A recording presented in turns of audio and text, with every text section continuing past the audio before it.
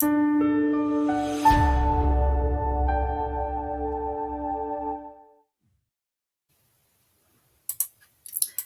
afternoon. Thank you so much for taking time out of your busy schedule to join us for the Michigan Maternal Health My Mom podcast. I have some phenomenal guests with me today. My name is Athena McKay. I'm the Executive Director of Flint Innovative Solutions. Please do like and share this live stream so others can be informed about the topics that we'll be discussing today. We are live via Facebook, Instagram, and YouTube. Want to give a shout out to our funders. This production is brought to you by a grant funded by the NIH through the IMPROVE, which is Implementing a Maternal Health and Pregnancy Outcomes Vision for Everyone initiative. Also, shout out to our fearless leader, Dr. Jennifer Johnson, leading the Michigan State University Center, which is the Michigan's Maternal Health Multi-Level Interventions for Racial Equity, or the Miracle Center. Flint Innovative Solutions acts as a community PI for the second project. I also have with me my guests, two of our phenomenal Community Advisory Board members. It takes a village, and as co-laborers, we can move forward with making an impact to help moms have healthier outcomes. So without further ado, I will introduce to some and present to others some Michiganders, Miss Stephanie Lynn and Miss Savannah Brown, two phenomenal moms, not only with their own families, but also in community. Ladies, bring you to the stage. Thank you so much for joining me today. Hi, greetings. So good to be with y'all. If you could do a quick introduction, sharing a little bit about yourself, your what brings you to this space, why you think that I picked you guys specifically to be part of our Community Advisory Board. Stephanie, did you want to go first? Sure, I can. I'm Stephanie, and I am a single mom of a very energetic, independent 6-year-old boy. And I think you brought me here because just to talk about like the journey of being a single mom, and just touching on like the support that it takes in order to be able to do that and navigate that journey, even though it's very difficult. Motherhood in general is extremely difficult. So I think that's why you brought me here, to have that, hold that space for single parents, especially single mothers. I am originally from Flint, and I'm relocated to the Upper Peninsula in 2005 when my mom got a new job up this way. So I'm away from the Flint area, but I definitely travel back often for friends and family. So that definitely holds like a big part of my heart still. Awesome. Thank you. Miss Brown. Wow. What an honor to be here. Athena, thank you so much for the invitation. And Stephanie, you're just like standing in your story and purpose is just so powerful to hear. I'm Savannah Brown. I'm a Saginaw native, actually. And I spent about 9 years in New York doing a lot of work around maternal health, which I'll talk about a little bit later, and have returned home. So I'm back in Saginaw and really grateful to sit on this community advisory board with you, Athena and Stephanie, and really give back to the mitten and to women, particularly Black women, who are navigating maternal health. We can call it a crisis. We can call it an epidemic. There are so many kind of facets of maternal health. And before this epidemic kind of took over our cultural consciousness, maternal health care was the floor, not the ceiling. So I think you brought me here because I'm extremely passionate about the topic. I'm also a mother and a doula. I have a home birth story that I know is set apart from a lot of the stories that I've witnessed as an up close attendant in birth and assistant to many midwives and doulas and doctors. And I am sleepless. I always say this, I am sleepless over the topic around maternal health, around motherhood, around postpartum. I have a colleague, her name is Chanel Portia. She says postpartum is forever. And she even has a t shirt that says it. And I truly believe in creating village care for women and birthing people. So I'm here to talk about that. I'm here to be illuminated and also to learn from fellow moms and fellow mothers and you, Athena and Stephanie. And I hope that people who are watching will also comment, share their stories, find healing in the conversation, find authenticity in tonight's conversation, and do the work together of making the future of maternal care much, much better for each of us. I told you guys you were in for a treat. Phenomenal, phenomenal. Thank you, Savannah. Thank you, Stephanie. You did, both of you mention what happened last night. So for you who may not have heard, we had an apathon last night. Savannah was one of our presenters. Let me share a little bit. If you did not make it to the apathon, no worries. If you go to our website, and I'll post that in just a minute, thepcprim.org, get involved. You still have the opportunity to compete. Can anybody share how much they're competing for? $5,000. We are so excited with the PC initiative and the My Mom app. You have the opportunity to develop content for the My Mom app. Again, the teams can be developed up until this coming Monday, and you can register here on our website. The winning team wins $5,000. And for those of you who may not, and I want to do one specific thing to express that you don't need technology skills.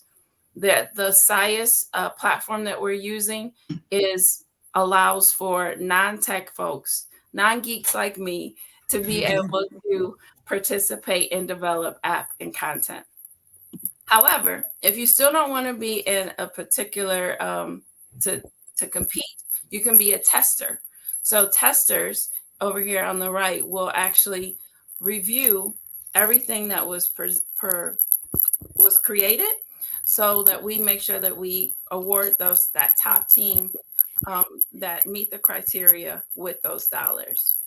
And I'll just share too, if you go here again to our app, pcprim.org, and register for the apathon, you need at least 2 people on your team, and you can fill out this information.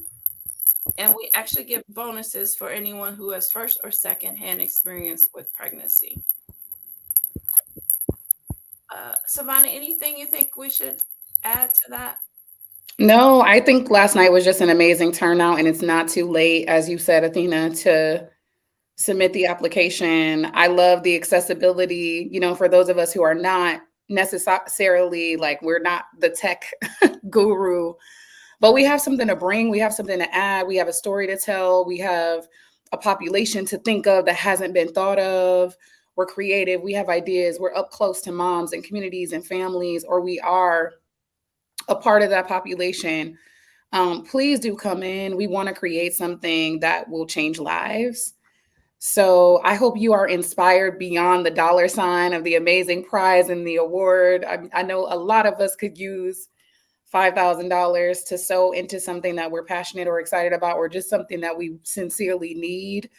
But over tonight's conversation, you will also see just how critical the need is for supporting moms and bringing as many resources as possible to them. So just encouraging you and championing this amazing initiative. So we hope you'll join us. Thank you, ma'am. And so this is the Flint Apathon. Stephanie mentioned that she's in the UP now. We also will be planning a rural Apathon shortly. So stay tuned to our website. So I'll kick it off talking about just the whole motherhood thing, right? That part. It's funny because my there's a big part of being an aunt that aligns with motherhood. It's that additional mom that you can go and get resources from, and extra love and some spoiledness. And so I was a mom. I was a aunt before I was a mother. And it was the coolest thing because you could spoil them rotten and send them back to their mom, and they have to deal with them. um, so I have some spoiled folks out there that enjoy my pre-mom stage, and then I have the greatest opportunity to birth this little guy, and I've shared him on the previous podcast. It changed my life, and I shared this a little bit yesterday in the apathon. Um, I I'm a little bit of a rebellious person, and so I did not like the way looking at my life, say 2019. I'm like, I'm never bringing kids into this world. This world is crazy. I don't want to do it. Just make it out as best I can. And then it happened. I had the honor to be a mom, and I felt this a life form in my belly, and it totally is like, well, the world has to get better then, because I'm bringing life into it, and I'm blessed and honored to be able to do this. And so my mental state changed too, going from uh, a corporate, I'll say use the word hustler, to a compassionate, caring, and environmental conscious person, um, starting with myself. So I wanted to educate myself. What does my body need to produce a healthy outcome? I did Lamaze classes, um, educated myself about nursing and breastfeeding, how important it was, and just went all in. Changed my diet, changed some lifestyle habits, and I was able to birth not only one, and I went back for two, and I just went right back around for three. So I have three phenomenal babies and a granddaughter. Um, and it doesn't end. Um, my son has a toothache right now, and I'm like, okay, what do you need? Let me make sure that you have the resources that you need prior to surgery, and all of this. And it's having lost my mom 2 years ago. I I appreciated her then, but especially when I became a mother, I really appreciated her gifts and skills and talents that she imparted, and even the discipline that I didn't like so much growing up. But I understand how important it was once I had children. So yeah, that's it's really, I was a single mother, so that part was traumatic. But the joys of being able to see them learn and grow and have their own personalities is priceless. So yeah, I named this the joys and challenges of the journey of motherhood. It's not always, pinks and pinks and roses. Sometimes it's black and dark. But with the village, we're able to overcome all of that. Um, who wants to, Stephanie? I'm gonna call on you if you want to share about your journey through motherhood. Yeah, absolutely. So it's funny that, like you said, that you didn't ever want to bring kids into this world because this world is crazy. I was the complete opposite. From a very small age, I always knew I wanted to be a mom, which is kind of crazy to think like that I am a mom now. I was the kid that was always babysitting. When there was babies around, I was always picking them up out of their car seats, holding them, feeding them, changing their diapers. I wanted 5 kids, but after having one, I very much quickly realized that 5 is a lot. So Yeah, I just always knew I wanted to be a mom. I was raised by a single mom, and multiple other people had their hand in her journey and into raising me as well. Um, and that's kind of shaped who I am as a mom myself, taking a lot of those old school ways back from the 90s when I was born into now, into raising my 6 year old. And um, I had my son when I was 24. Um, and looking back now, like that was still really young. When I had him, I was like, oh man, I'm old to have kids. But I realized that I was still extremely young. And if I could have waited, I probably would have, just so I had a little bit more maturity um, to go into motherhood. As I said, I'm a single mom. I've been a single mom since he was born. I'll kind of touch on that a little bit because that is a big part of my journey, obviously. Um, it's definitely tough. It's definitely tough. They say, it takes a village to raise kids. And that's one thing I can say to this day, that I'm extremely grateful for the village that I have been blessed to have, from friends, my mom, my siblings, other family members, just friends of kids that my son goes to school with, um, like people that are my friends that I meet along the way. They just take him in. He has such an infectious personality that he's almost impossible to not love. So I've been very blessed with very valuable people to step in and kind of be that father figure when he needs it. But it's really been my mom and I that have had to rock that out together.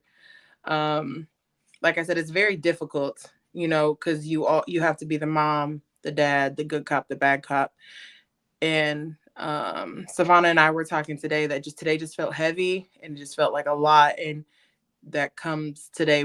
My week has been a long week on Wednesday due to parenting, and just trying to make sure that I'm always putting my son in the best of positions to grow and get his education. And um, there's a lot of things that they don't tell you about when you get pregnant. And that's one of my biggest things. So I'm very that's one of my biggest things about today. I was very honored to be asked to do this, is because we hear a lot of negative talk around pregnancy and labor and delivery. And I was very blessed to have a really good pregnancy. You know, the worst I had was I developed gestational diabetes when I was pregnant and ended up turning into type 2, but I didn't have any crazy blood pressure, no excessive weight gain. Labor and delivery was pushed for 15 minutes and he was out.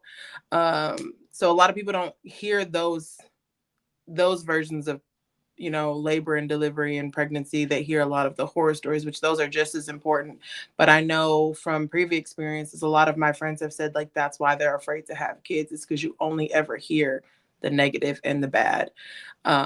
So I'm very passionate about sharing that story as well, because it's not very often that you hear that. Um, Single motherhood, I've had to learn a lot about myself, a lot about parenting, a lot about mental health, a lot about postpartum. Those are things that my mom's generation, they didn't talk about, or they weren't really taken serious. I know my mom discussed there was times where she said the baby blues, I think is what it was considered back then. They didn't really talk about it. It was just, you got a kid to raise now, so you got to figure it out. Um, and so I struggled with postpartum probably for the first, I mean, like you said, it's an ongoing thing, but I struggled really, really hard for the first 2 years. Um, just a lot of when every contact is solely on you from the time they wake up to the time they go to bed. The only break you get after they're in daycare, if you choose to do daycare, is solely on you. That's a lot on a person's mental health, especially trying to juggle work and then work-life balance, then you throw a newborn in there. That was something I struggled with a lot. There was a lot of nights that I cried and he would cry and we would be crying together. I tried therapy. I don't know if for me, if it was just my mental state and my lack of maturity to be able to accept the help that I really needed, or if it was just I wasn't connecting with those therapists. But I definitely have tried multiple times to do therapy and nothing's really ever clicked for me where I felt like I was getting the help or the support that I needed. I felt like I was getting just as much support from my village as I was from, if not more than I was from therapy. So I've kind of just what they would consider like thugging it out with my friends and my family. Um, right now, I would say the hardest part for me in parenting is my son struggles with some behavioral stuff that we're trying to figure out. And it's definitely difficult when you have a very strong-willed, very advanced, very smart child, and you try all the parenting styles that you've been taught or that you've seen, that you've heard, and just nothing is really clicking. And that's kind of where I'm at, really trying to lean on the schools and the mental health resources to try to see if we can get him on track. And that takes a toll on me mentally. So I feel like that's kind of like where the postpartum kicks back in, where I just feel like drained. But outside of that, for me, like Athena touched on, it's like bringing a little child into this world.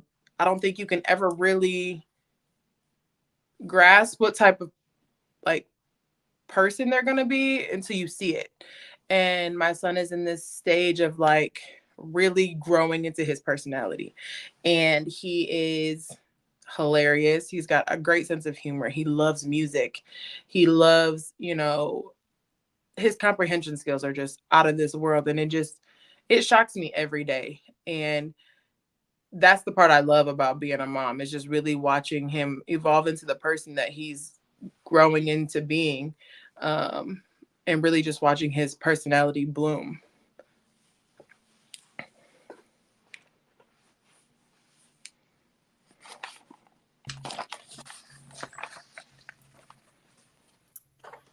Thank you so much, Stephanie. You're welcome.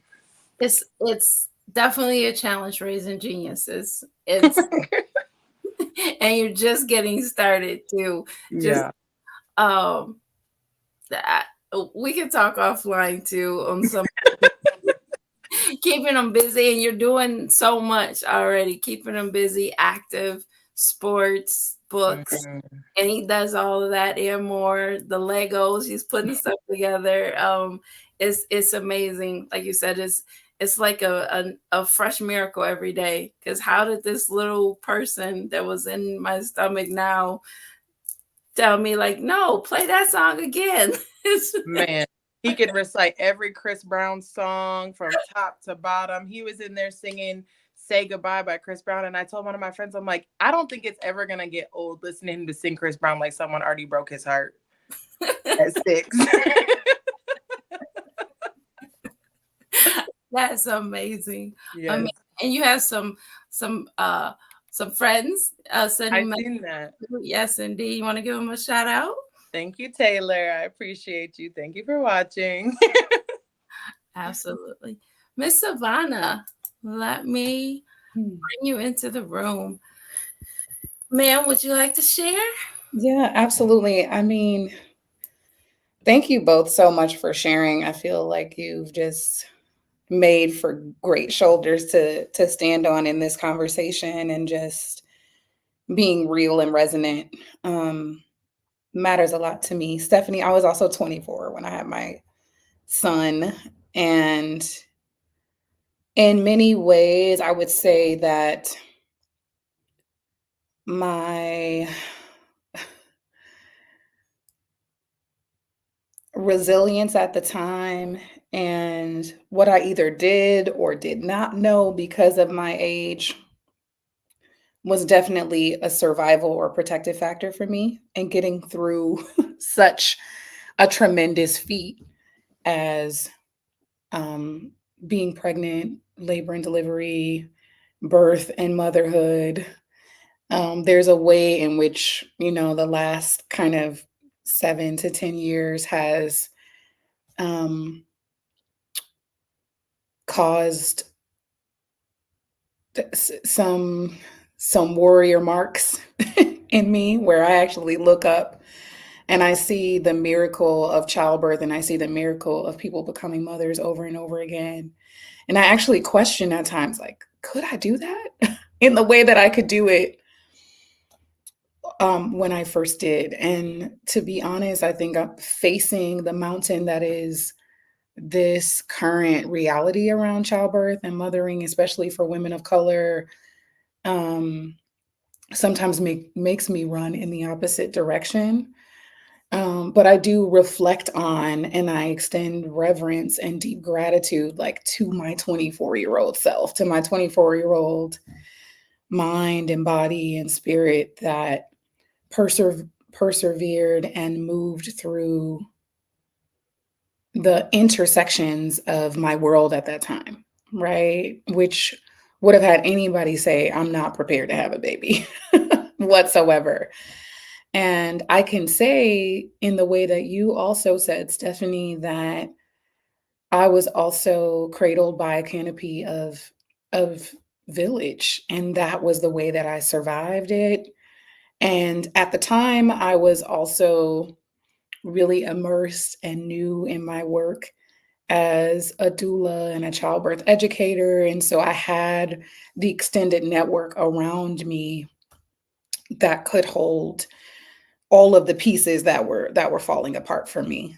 So I just want to acknowledge that village and that community that surrounded and centered and grounded me through the impossible. That part of the story feels very significant and very important as to why I was able to navigate giving birth at that time, in the place and under the circumstances and conditions that I did. And I was very radical about my birthing at the time. I was like, I'm not going to the hospital. I'm birthing at home with a certified midwife. I'm going to have ritual and ceremony the way that this Black person, this Black body, this Black baby, this Black child, this Black life is going to come into the world, is going to be in ceremony, and it's going to be sacred, and it's going to be protected.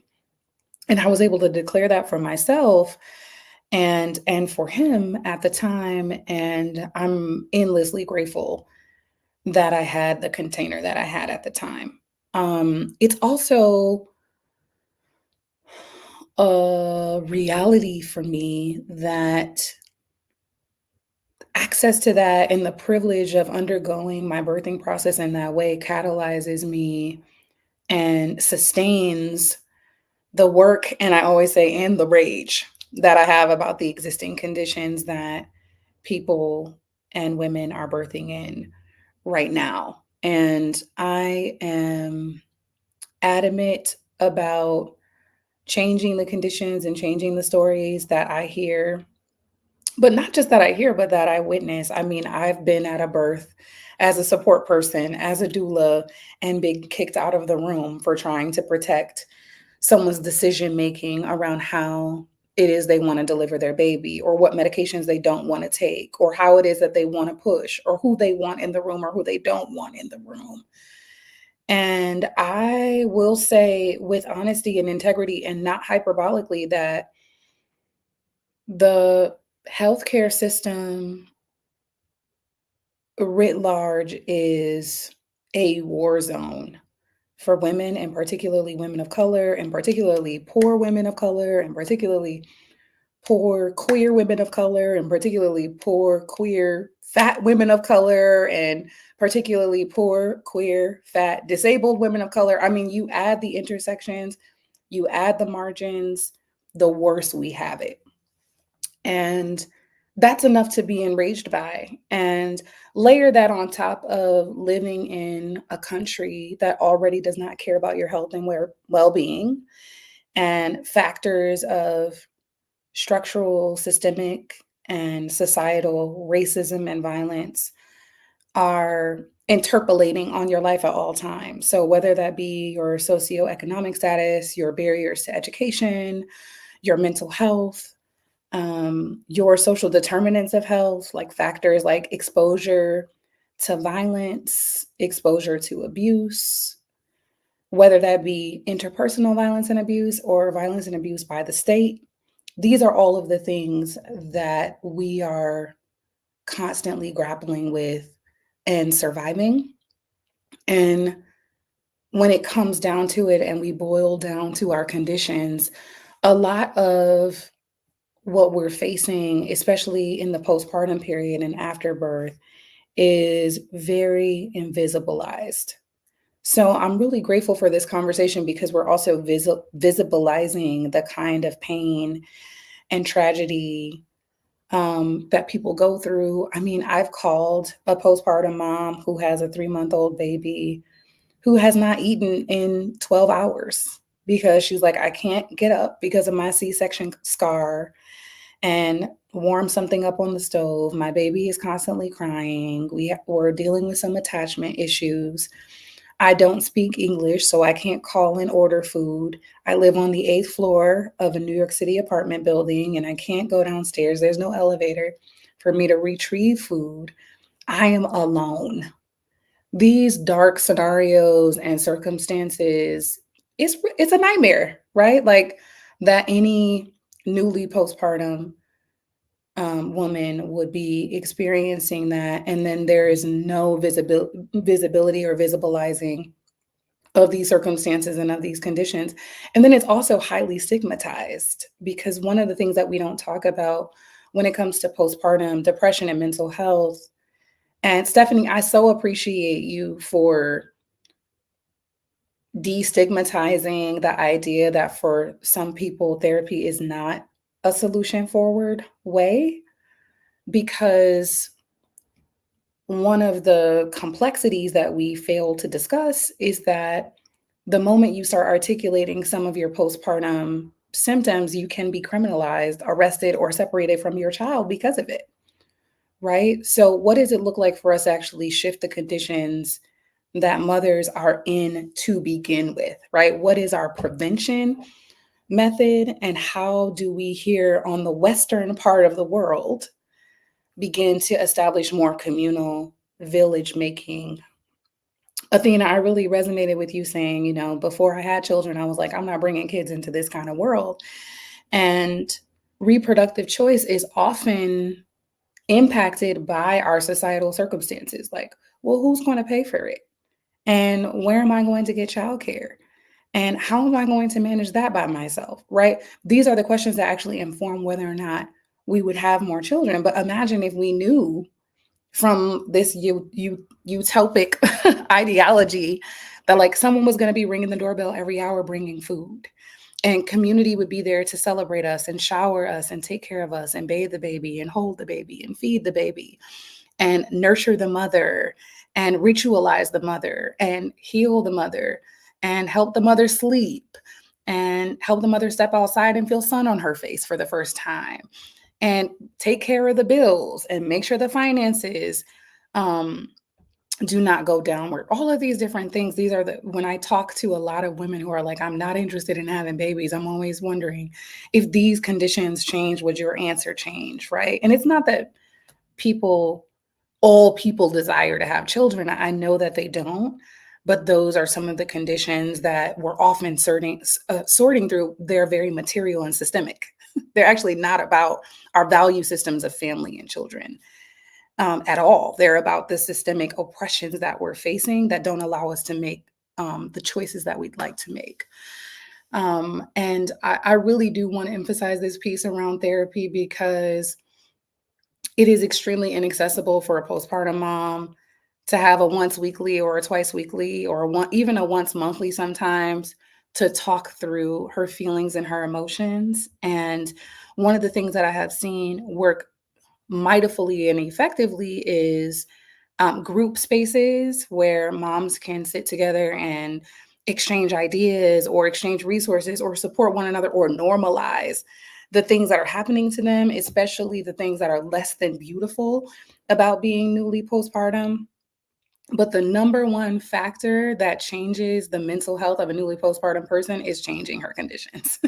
Making sure that she's fed, making sure that she is financially stable, making sure that she has the social environment that she needs and that she deserves and that she chooses.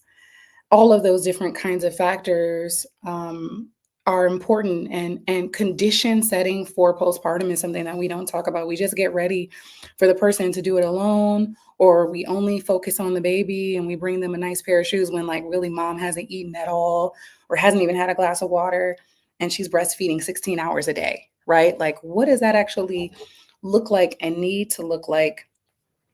And the other thing that I will say is something that was emphasized last night, Athena, at the Apathon in Flint in the local setting was around the support persons also needing support.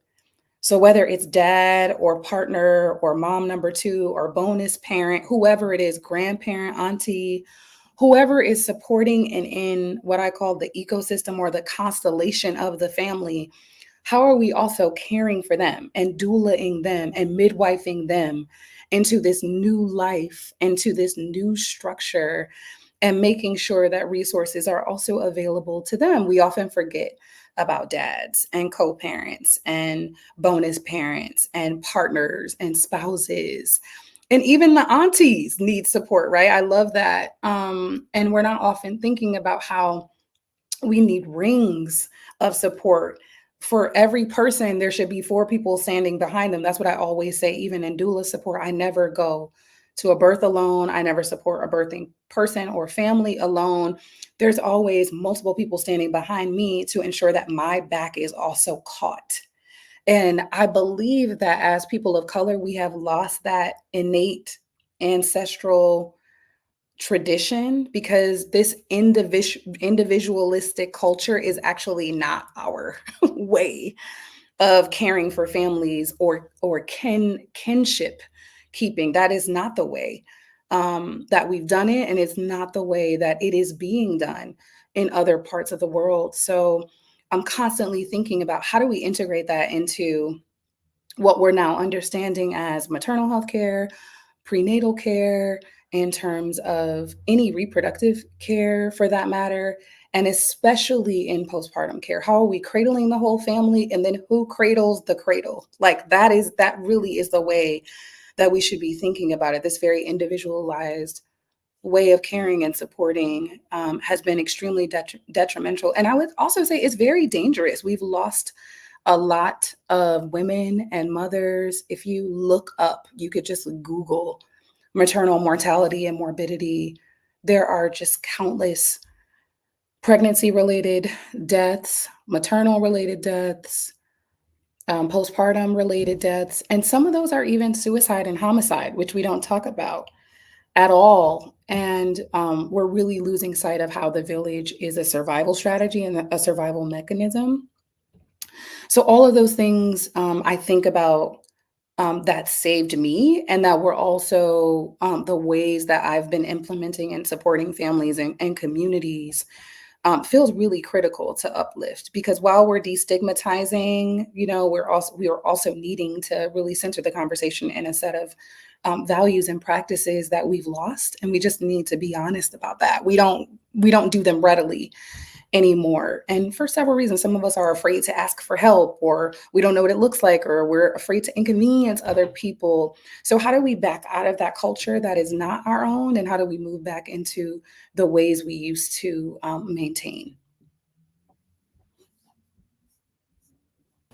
Thank you so much, Savannah. That was rich, very rich. I appreciate your authenticity and your transparency. One thing that I really want to lift up is what you shared about the multiple layers. With the My Mom app, it has three components: that mother who's going through the wide array of things that Stephanie and Savannah and I mentioned. Also, the support person. So messages will through this app, we're creating messaging for moms, messaging for support persons, and also messaging for physicians, the caregivers of those moms, whether it be doula, nurses or whatnot. Stephanie, I want to bring you into the conversation as well.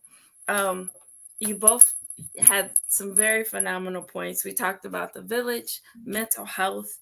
Um, Tell me a little bit more, Stephanie, about your village. I know you have a very tell us about your village. Okay. So my village was, and it got me thinking when she was talking about every support person should have a support person, because I had a group of friends who had kids the year before I had my son. So everybody had, my brother had just had his first daughter. One of my best friends had just had her first daughter. Another friend of mine had just had a daughter. So I was like, oh, I'm going to have a girl. We're all going to bring her. I ended up having the only boy. So it was very different. And one of my friends, specifically, her name is LaShawn Davis. She's got her master's in social work. So all the things that you guys are talking about, mental health is huge for her. She was one of the first friends that would be like, you need a break? I'll come get the baby. You know, even if I can't come get the baby, I'll just come sit with you. My husband's got our kid. I'll come sit with you and yours. You need to go, you need to take a nap. I'll come get him. You need to fold the laundry. I'm coming over. I'll sit with you. And it's so crazy because when I got pregnant, I felt like all my friends disappeared, because the ones I was hanging out with, we were going out, we were drinking, we were going out to eat. There was drinks involved. Once you get pregnant, you feel like shunned and just put away into the closet, because now you don't have a purpose in those friendships anymore. And it really opened my eyes when she was that first person to step up and say, what do you need? That made me feel extremely seen. My mom stepped in, obviously, from day one. This would have been her third grandchild at the time, but obviously her being a single mom raising my brother and I and my younger sister, she kind of just stepped in and was like, all right, I know this is what you're going to need, because this is what I needed from someone in this moment. And when she had us, she was away from her parents. So she didn't have that same support all the time. But yeah, my village has just, they've always been able to show up for me. And that's very rare from what I hear, you know, and it's so hard. Like, my story is very unique in the sense of like I said, my labor and delivery was not, you know, some traumatic experience. That's very rare. Um, for my village to be able to show up for me when out without me asking is extremely rare. But I also learned through that, and I thought about it when you were talking about like people struggling and they don't have those resources. I think a lot of people, you know, especially Black women, have a hard time asking their village for help. Mm-hmm. And I had to learn that from my village, just saying, what do you need? Because like I said, I was very fortunate. My village didn't let me just say, well, I'm good. No, what is it that you need to be okay to raise this baby? What is it you need to be okay to even coexist with your child at this moment? And so that's one thing I could, even now, my son is 6, where he can verbalize what he needs. Is a little bit easier to parent. My friends that I've even grown to get closer to over the last 6 months, 8 months, a year, have just been like, constant reassurance, constant letting me like vent, constant trying to show up for me and my kid. It's not always just about him. And I think that's the problem, is it's either hyper focus on the kid or hyper focus on the mom. It's never a combination of the two. And I can't talk about how blessed I have been with the family and friends that have been in my corner, because it's always been, okay, I'm gonna take him because you need this time, not because he needs it, because he's gonna be fine regardless.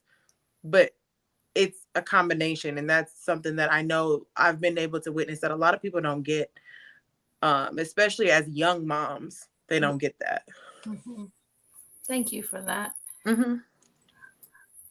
Savannah, you mentioned, and I'm itching. I'm trying to put this in line, but can you please tell us about doulas, the Yeah. role, the importance? Sure. Yeah.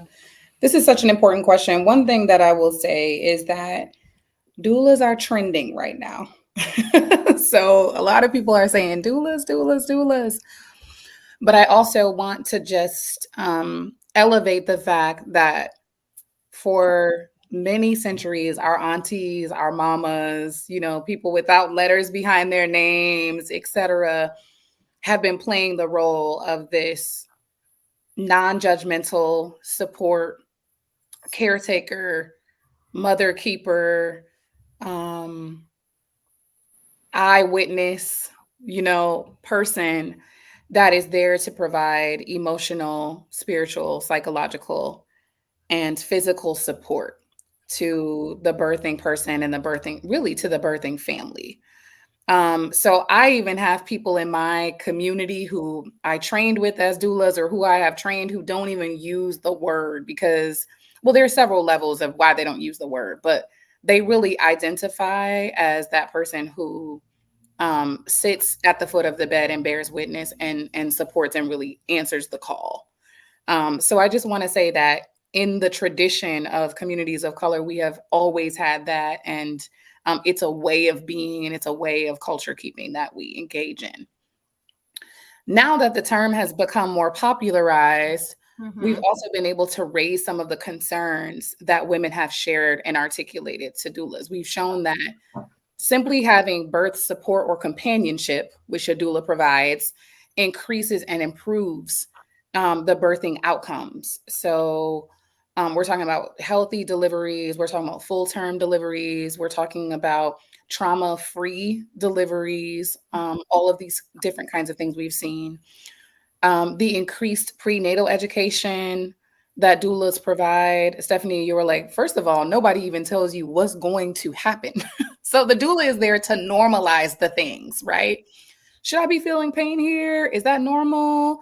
I vomited more than once, or this is the kind of cramping that I'm having, or I haven't felt the baby move in 2 nights. Is that normal? The doula is there to process through the normalities and also to refer out to clinical support because the doula is a non-clinical support, but refer out to clinical support when there might be a cause for concern, right? And to be as low intervention about that as possible, right? So not to raise alarms, but to really say, okay, here are the options. Here's what we can look at, and here's how we can make sure that mom and baby are best supported. And doulas have also been through a political kind of birth justice part of their work as well, because we have been, as you said, Athena, working really hard to ensure that the ways that we understand physiologic birth, normal birth, natural birth is also in alignment with what our OBGYN friends believe, our nurse allies believe and understand, so that we are not at odds as doulas with the clinical sector, right? So I am really passionate about bridging between that doula, that holistic support, and the clinical team so that they're not in opposition, they're not in enemy with one another, but that it really creates a birth team and another one of those circles of care and support that is around the birthing person. We're honoring their birth plan. We understand what they want and what they don't want. We're a team, we're collaborating, we're making sure the partner or dad who's in the room knows what it is that we're talking about and understands the medical jargon that's flying across our heads.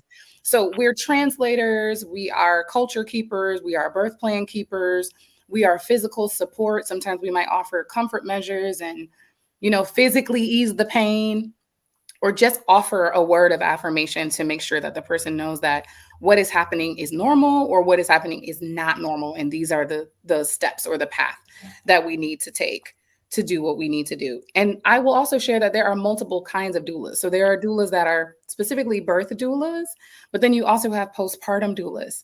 So if you are someone who either lives or works in isolation, or your family is not nearby, or your partner has to head back to work sooner than you expected, postpartum doulas can step in to support to make sure that there is someone there folding the laundry, checking your temperature, helping you check your blood pressure, reminding you to shower, holding the baby so that you can sleep, making sure you're well fed and you have the right nutrition and meals and food, and also really checking in around your mental health, and ensuring that there's no, kind of risks around your safety or your infant safety or anyone else's safety.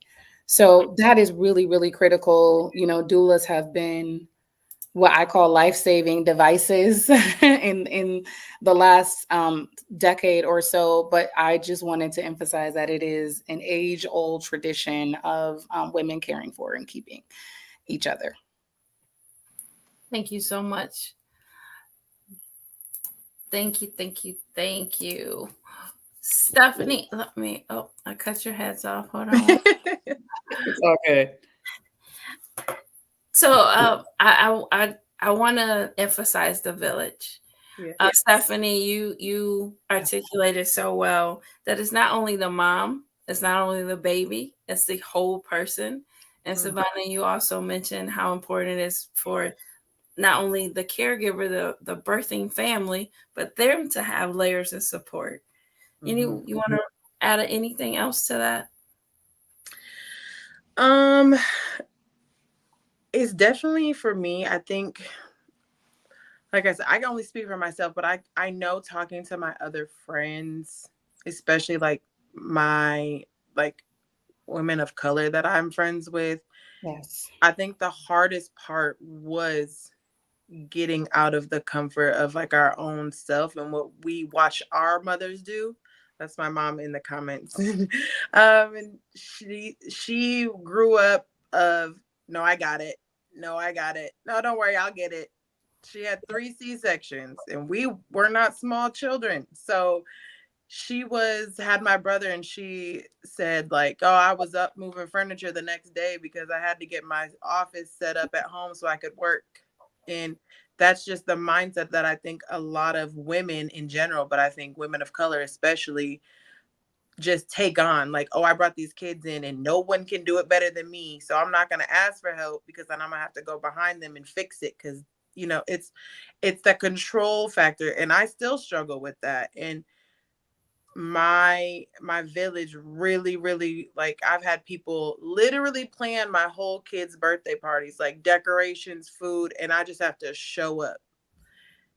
And that's very rare, especially my age. Like, you know what I mean? I just turned 31. So like, for me to have that type of village at such a young age, it's very unfortunate that there's not more women that have that experience, because like Savannah said, we hear a lot of the negatives, and a lot of the outlook on having kids and bringing kids into the world is based around that type of stuff of, well, I was laid up on the couch and couldn't get up to feed my kid because I just had a C-section. No one was there to help me.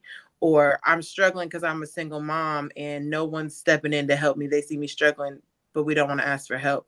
And I think if people like me who don't have, I mean, everybody has a struggle, but if people are sharing more of the positives of, yes, this is my struggle, but this is how I was able to get out of that season because of people like LaShawn, my mom, people that helped raise me growing up. You know what I mean? Like, Yes. if we're sharing that more often, I think that opens up people's eyes a little bit and gets them out of a closed mindset of like, everyone's not meant to have children and not everybody wants children, but that's not always a negative thing. And like I said, people that I've been blessed to have in my life have just been, I don't know if I want any more kids yet, but it's not because of anything outside. It really just has to do with, I don't know if I can do 2 by myself, and I don't want to put myself in a position till I know for sure. But outside of that little thing alone, the reason I would even consider doing it again is because of the people that I have surrounding me as my village. Because I know I will never fail with those type of people around me, because they're not going to allow me to put myself in that position. Absolutely. And echoing that, Stephanie, you also mentioned mental health. Mm-hmm. Savannah, do you want to share some thoughts about how important? Yeah. I'm happy to discuss it. I mean, Stephanie, you have said it so beautifully. And just this kind of construct of women of color not asking for help. One of the things that I want to emphasize that kind of doubles down on the trauma is that people often blame women of color and Black women in particular for their hyper independence. Mm-hmm. And this is something I hope we have some spaciousness here to just talk about how that needs to be troubled. That is an extremely problematic pathology that we are to blame for our hyper independence.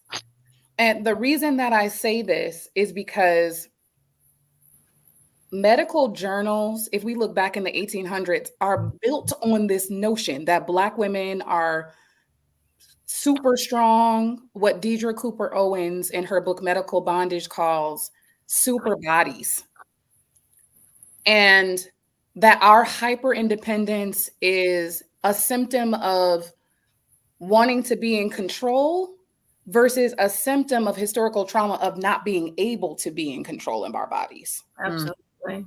So I really just want to emphasize that there, because we don't wake up, or we're not born just not wanting help or being overly controlling or hyper independent. Mm-hmm. And it's also not this linear line between because of her trauma, she can't receive help. It's also not that. People also benefit from us not asking for help. Absolutely. Because we often carry a lot. People are not looking at what we're already carrying before we need to ask for that help. So I wanted to emphasize that and just draw a circle around this entire conversation and make sure that we know that this harm, this pain, this undoing is from way back. We got a lot to do. Absolutely. Even before we can assign a postpartum doula, we can say, bring your village, ask for help. Before we can do all of that, we have to unpack why and where we got that from and how it's not our fault, and unburden Black women from their hyper independence, right?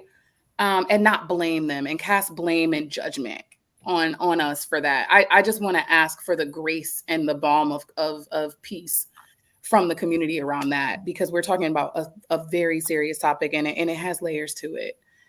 I would answer that too, Savannah, really quick. Please. The systemic racism of the displacement of Black fathers. Yes. And that's a whole nother podcast. Can we come back?